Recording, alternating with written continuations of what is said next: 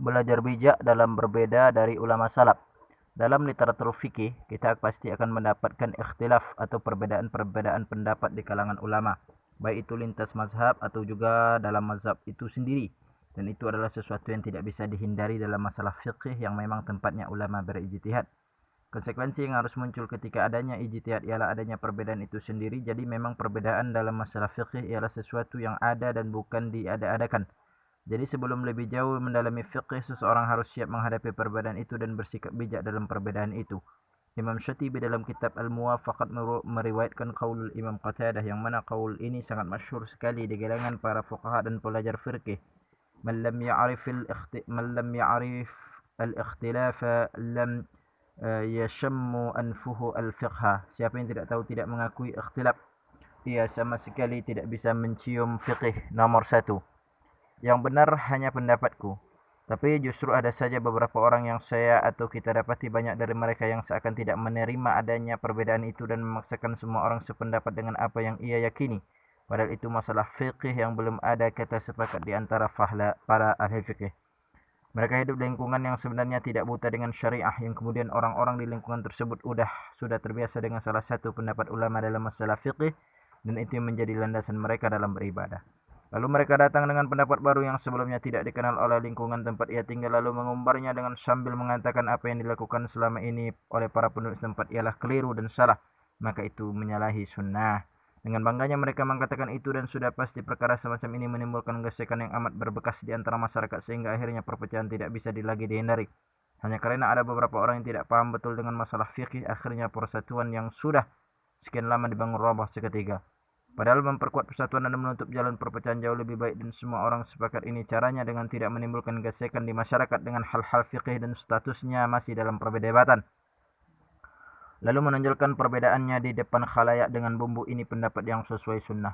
Secara langsung mengatakan bahwa yang selama ini dilakukan oleh sekelilingnya ialah jauh dari kata sunnah. Lebih dalam lagi bahwa yang dilakukan khalayak sebelumnya adalah menyelisihi sunnah.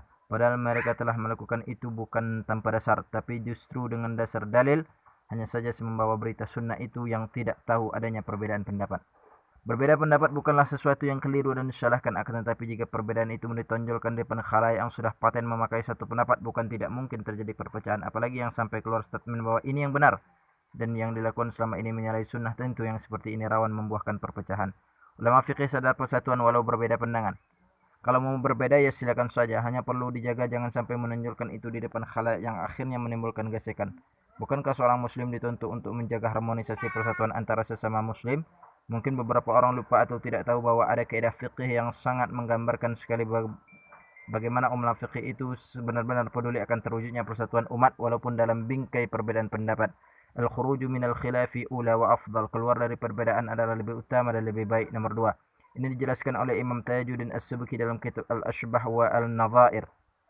Ketika membahas ini dalam kitabnya, beliau seperti menasihati bahwa perbedaan dalam masalah fikih itu sesuatu yang tidak bisa dihindari, maka kita yang seharusnya cerdas dalam menyikapi itu. Bagaimana caranya? Dengan tidak menimbulkan sesuatu yang akhirnya malah melahirkan silang pendapat tajam di depan khalayak, yang padahal perkara itu bukanlah perkara yang sampai pada masalah level ijtima'. Itu masalah yang terbuka ijtihad di dalamnya.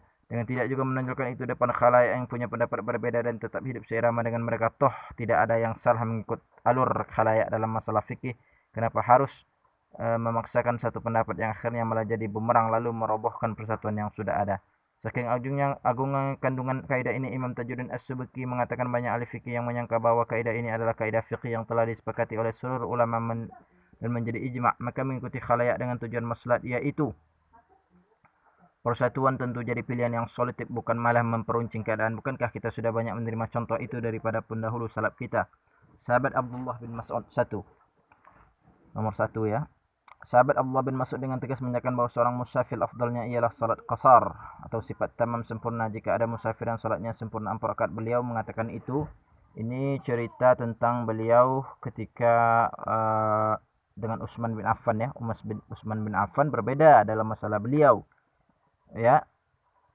Selanjutnya Imam Malik bin Anas. Tentu juga kita tahu cerita tentang Imam Malik yang ditawari oleh Khalifah Al-Mansur untuk menjadikan bukunya Al-Muwatta sebagai kitab negara yang menjadi pegangan hukum bagi rakyatnya. Namun Imam Malik menolak langsung tawaran itu. Ya Amirul Mu'minin, la taf'al hadha fa inna an-nasa qad sabaqat ilaihim aqawilu. وسمعوا أحاديث ورواية وأخذ كل قوم بما سبق إليهم. Wahai Amirul Mukminin, jangan lakukan itu. Orang-orang sudah terbiasa dengan pendapat-pendapat yang mereka dengar sebelumnya. Mereka telah mendengar hadis-hadis, mereka juga telah melihat periwayatan, dan setiap kaum telah melakukan ibadah sesuai pendapat yang mereka ambil sebelumnya. Nomor 4. Imam Malik tidak memaksakan itu karena khawatir nantinya akan terjadi perpecahan kalau nantinya penduduk dipaksa untuk mengikuti Imam Malik sedangkan mereka telah beribadah sesuai pendapat ulama yang mereka ikuti sebelumnya. Selanjutnya Imam Muhammad ibnu Idris Asy-Syafi'i. Kita juga tahu secara detail bagaimana Imam Syafi'i meninggalkan kunut subuh ketika menjadi imam. Untuk para pengikut Imam Abu Hanifah yang tidak melihat adanya kesunahan kunut dalam salat subuh di masjid dekat makam Imam Abu Hanifah. Padahal Imam Syafi'i pelopor kunut subuh dan menjadikannya sunnah muakkad dalam salat subuh yang jika meninggalkannya maka sunnah diganti dengan sujud sahwi. Tapi beliau rela meninggalkan itu karena tahu di mana ia saat itu. Imam Ahmad bin Hanbal, kita juga tahu betul bahwa Imam Ahmad bin Hanbal punya pendapat yang mengatakan bahwa orang mimisan yang keluar darah dari hidungnya itu batal wuduknya sama seperti orang yang berbekam. Akan tetapi ketika ia ditanya bagaimana jika imam yang sedang mengimami dan anda dalam barisan makmum lalu ia keluar darah luka dan tidak berwuduk lagi, apakah anda tetap salat di belakangnya? Imam Ahmad berkata, kaifa la usalli khalafal imam Malik wa Sa'id bin Musayyib? Bagaimana mungkin aku tidak mau salat di belakang Imam Malik dan Sa'id bin al-Musayyib? Nomor 5. Indikasinya bahwa Imam Malik dan Imam Sa'id ibnu Musayyib berbeda pandangan dengan Imam Ahmad dalam masalah orang yang keluar darah dari tubuh apakah batal wudu atau tidak. Tapi Imam Ahmad tidak menyalahkan mereka dan justru tetap mengikuti salat di belakangnya. Hebat bukan? Membiarkan yang lain melakukan keharaman. Mungkin ada yang dikatakan bagaimana bisa membiarkan mereka mengerjakan yang haram. Perkataan seperti ini atau lebih tepatnya perkataan seperti wajar ditanyakan jika kita meyakini keharaman sesuatu sedangkan yang lain tidak adab, tidak dan mengerjakannya. Tapi ini menjadi pernyataan balik haram menurut siapa? Apakah semua ulama sepakat keharamannya? Dalam masalah ini ada kaidah fiqih yang mana ulama megang itu demi tidak terjadi perkara saling menyalahkan satu sama lain, yaitu la yunkarul mukhtalifu fihi wa innama yunkarul mujma'u alaihi. Tidak boleh mengingkari perkataan yang keharamannya masih diperdebatkan, tapi harus mengingkari perkara yang keharamannya sudah disepakati. Nomor 6. Ini dijelaskan secara gamblang oleh Imam Asy-Syuyuti dalam kitabnya yang memang ditulis untuk membahas kaidah-kaidah fikih al-ashbah wa al-nadhair, bahwa kita tidak bisa seenak menyalahkan orang lain yang melakukan sebuah perkara yang haramnya masih diperdebatkan. Mungkin saja ia berpegang dengan pendapat yang tidak mengharamkan itu berbeda dengan apa yang kita pegang. Akan tetapi jika keharaman sesuatu itu sudah disepakati seperti haramnya zina, mencuri, korupsi, riba, meninggalkan salat dan sejenisnya, maka tidak ada kata kompromi lagi. Kalau dia sudah disepakati haram, sudah tidak ada lagi toleransi untuk mereka yang mau melakukannya. Di sini ulama fikih sangat memperhatikan keberlangsungan hidup harmonis antar sesama dengan tidak menyalahkan siapa yang berbeda dengan apa yang kita yakini selama memang apa yang diyakini itu bersandar kepada pendapat ulama lain yang muktabar. Maraji' 1 Al-Muwafaqat, kitab Al-Muwafaqat jilid 5 halaman 122, nomor 2 kitab Al-Ashbah wa Al-Nadhair As-Subki jilid 1 halaman 111. Yang ketiga Fathul Bari jilid 2 halaman 564. Yang keempat Hujjatul Balighah jilid 1 halaman 307. Nomor 5 Abad Al-Ikhtilafi Al-Islam halaman 117.